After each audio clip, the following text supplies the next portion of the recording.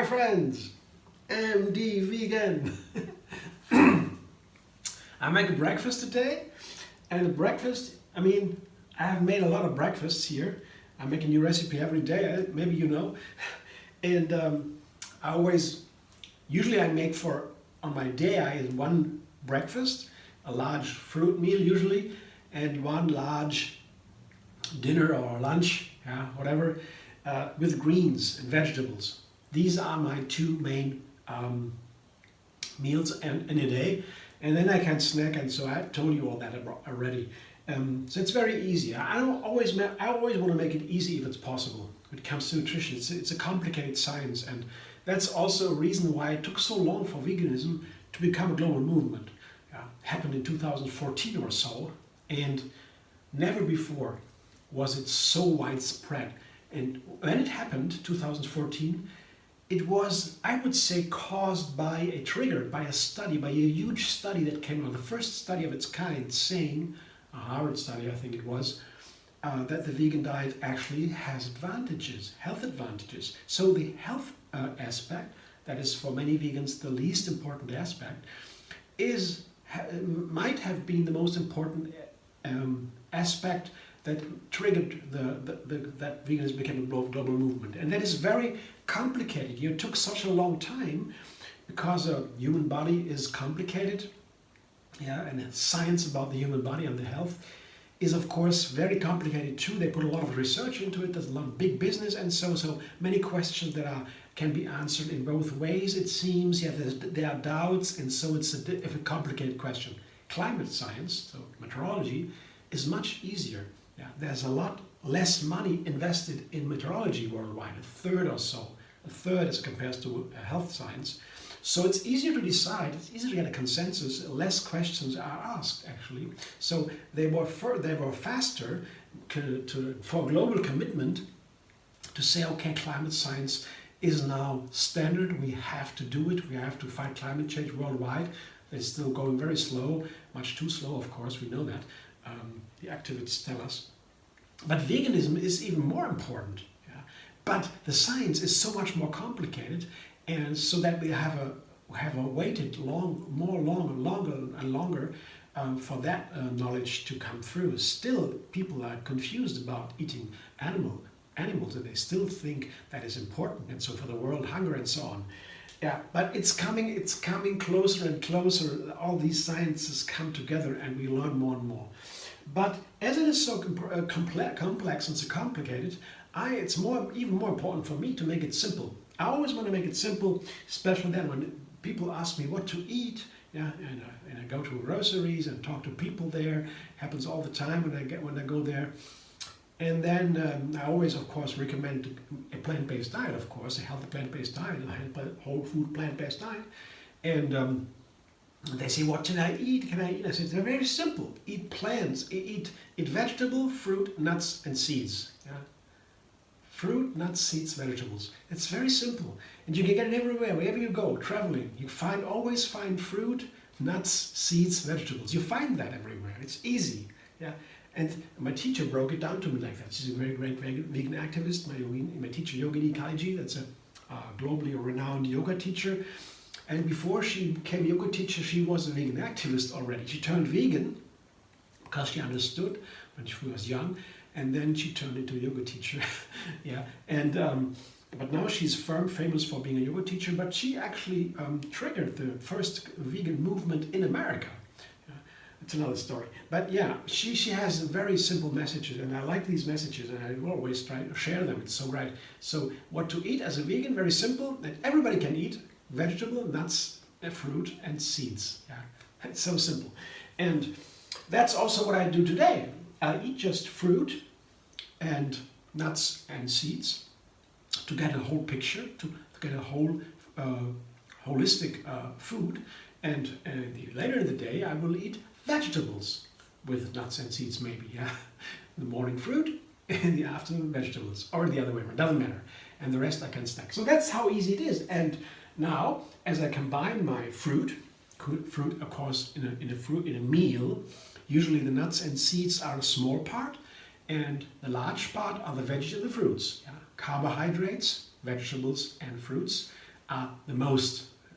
Humans always ate usually most vegetables and fruit, almost everywhere on the planet, and for all times. That was the favorite food. So when it comes to making a fruit salad now, I basically do two things. I pick a fruit that I want to eat, my favorite fruit on that day, and or a combination. I will combine today strawberries and bananas. That's a wonderful combination. It has some magic to it. I have other recipes where I combine strawberries and bananas. They fit together just wonderfully. And I try. The next thing is I try to find additions to that, because that alone is too simple for a recipe. I like to eat bananas and strawberries, of course, by themselves, of course, as is. But to make it a recipe, it has to be a little bit more complex, a little bit more, fascinating, magical or so. So I add a third part at least. And today my third part is first the macadamia nuts. That's for fruit salads, and it's amazing.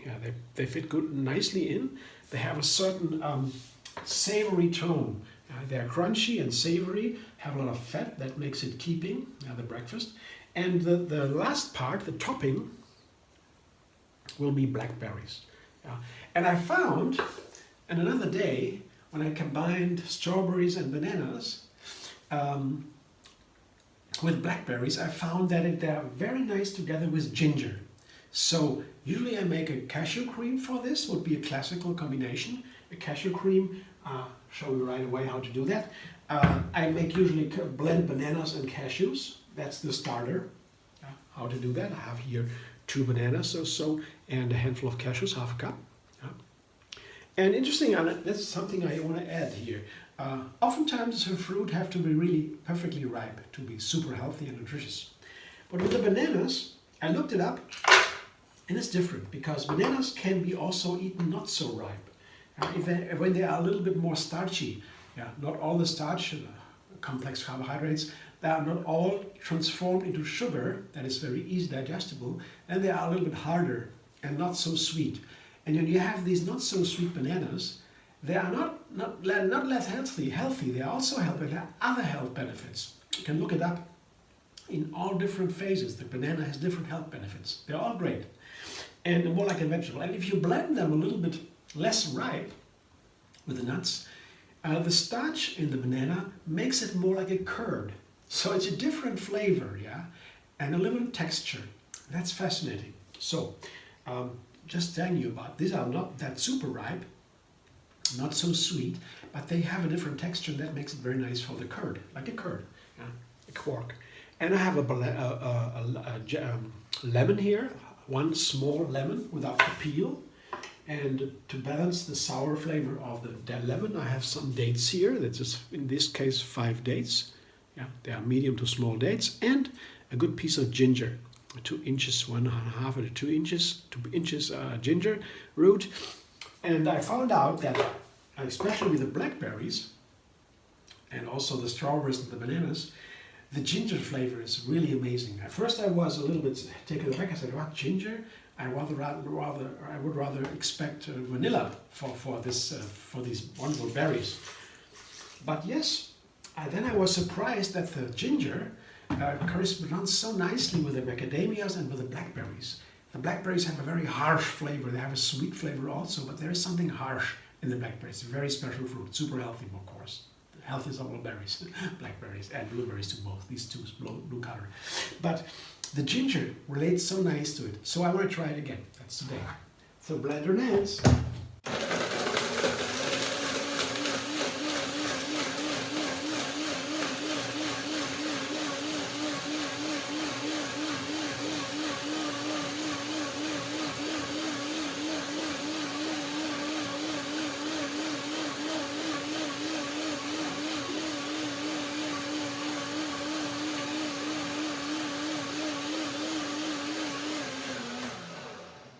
First blending, second blending when they are soaked a little bit now, the nuts and the dates in my case.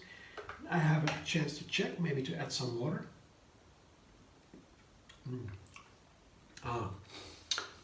Yeah, there is already. These not so ripe bananas have a wonderful effect on the texture. A little bit more like the fiber is in there more too. That changes the texture. Nice. I might have to use some more water. For now, I let it sit for a moment to soak, and then I decide. Now I have time, in the meantime, to combine my main ingredients, and that is the banana and the strawberry. Show you again. It's really, you can try that. It's a wonderful combination. There are so many ways to play with these two. Berries. Strawberries are not even berries, by the way, and bananas are berries. Actually, bananas are the berries, and the strawberries are not. That's funny, but it's just a fun fact, not so important. But it's a very classical, in my kitchen, a classical combination. I can do so many things with that. Today I add the macadamias, as I said, and today I have some more nuts, and I found out if I combine nuts with fruit in a meal, it keeps for some time. Sometimes I have a fruit salad that is not so keeping, just to enjoy for a moment, then later I have to eat some snacks or so, but over time I found out if I put nuts and seeds in the fruit salad, it keeps for some time and I don't need to eat again so soon. So I put the macadamias in, and I will keep some of the macadamias for decoration, just 5 or so, just a hand, just some of them, beautiful macadamias. The rest goes in. Here there was a half one, yeah. So here, this is well, looks nice. It's just very simple, and you use just 3 ingredients, and that makes already a magic. The 2 ingredients would be very simplistic. Yeah, it's delicious, but when you get the surprise, yeah, to get somebody who eats it for the first time, not so experienced the tongue, they are surprised when you have a little bit more complexity. And 3 is really a leap. It's a leap from 2. 2 is very simple. 3 is much more complex. You can make the math. So now I will blend one more time, but shortly I check. Maybe some more water. It shouldn't be too thick, the dressing. Otherwise, it gets too heavy. So maybe yes, a little bit more. A tiny little bit more. Not too much. Oops, it was a little bit much. But I guess it's okay. So one more blender dance.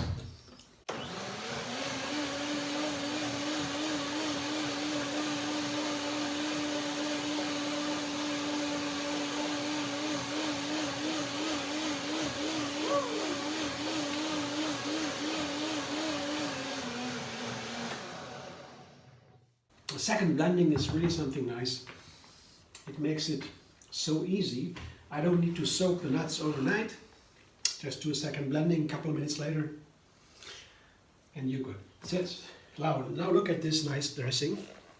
Beautiful cashew cream with ginger. I like these dressings. You don't need them all the time. You can make a fruit salad without a dressing, but that is a big difference for 2 reasons mainly. First is sometimes you need a certain kind of fruit in the fruit salad to make it work without a dressing.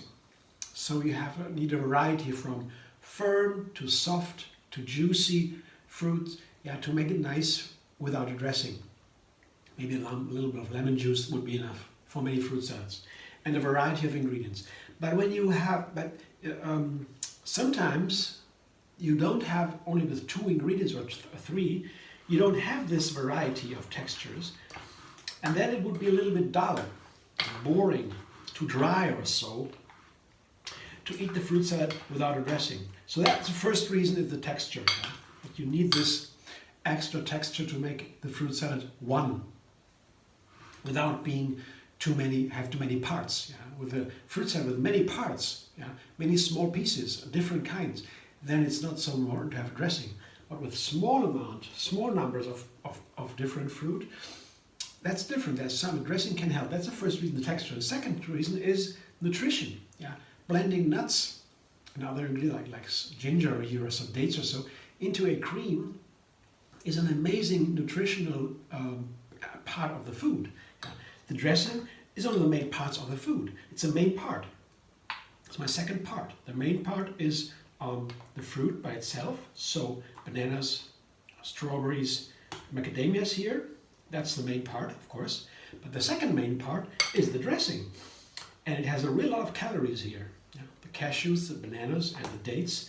That's a lot of calories. And the ginger is also, the ginger is a very important spice because ginger is one of the healthiest spices we have. It helps other nutrients in the other ingredients to be more effective in the body. Yeah. It can enhance the effectivity of the other nutrient ingredients by manifold. Yeah. It makes other ingredients even more healthy. It's really amazing. Ginger is a magic wand for the food. So whenever I can, I use ginger. There are chefs in Germany. They're famous for their fable for the ginger. They want to have ginger always. It's the healthiest thing at all. Well, I don't go that far, but it is true. It's very, very healthy, and so that's the dressing can really do a lot. Yeah? To me, all my salads also, the dressing is so important to me. My mom wouldn't do that. She would say, "Oh, dressing has to be just somewhere else." Yeah, she had a lot of water in the dressing for a salad usually, and then she does the oil and vinegar and sugar, and that's pepper and salt. That's her dressing finish. Yeah, and then she had the salad, bath the salad in the water dressing, and she put the dressing away. She just eats the leaves of the salad, and that's a different kind of salad. Yeah, of course, I know that from her all the time. But when I make my creamy dressings, she said, "Go away. No, I don't want that. That's not what she likes." Yeah, so we are different, right? But to me, dressing is a very important part of the nutrition. So that is my fruit salad today. Here, it's beautiful white and red. That's the main colors here, you see. I like these colors, yeah. They're all different, all these fruit salads, and they are all a little bit different, and they look all different like these abstract paintings here. And this is my topping now, a blackberry, and they are really amazing together with the ginger. Yeah, you got to try that. Really, I was surprised. It's amazing. And that's why when I say cooking begins with ingredients, and it's basically, to me, it comes down to combining ingredients. That's what cooking is to me. Yeah, basically combining ingredients. That's what it is. Yeah. Among the other cultural aspects of cooking, there's so much in cooking. It begins with the grocery on the fields and so on. There's a lot about it, and also a whole culture of cooking, the country. But in the end, it comes down to combining ingredients. I think that is the most precise definition of cooking, if you want to have a definition at all. And so, as to that, yeah, what cooking comes down to, combining ingredients, I find that when I combine two ingredients in a good way, play with them, then I find out something new about an ingredient every single time. And here I found out about the blackberries. When you combine them in ginger, they reveal such a new flavor. You gotta try that, it's really amazing. So what I have now here is the beautiful color contrast. In the topping here, it gets a beautiful strawberry. And that's my little piece of art today. Yeah. It's a different kind of art than a painting, of course. I'm not saying I'm an artist here. I'm just joking with that, yeah. I think cooking is something for every day. You need to eat, you need to live. Yeah. It has to be delicious, it has to be healthy. That's very practical. Art is, well, everything could be an art, yeah. We know that. The expansion of the concept of art in Germany in the 60s by Beuys, yeah, famously, he says everything is art, everything is an artist, everyone is an artist.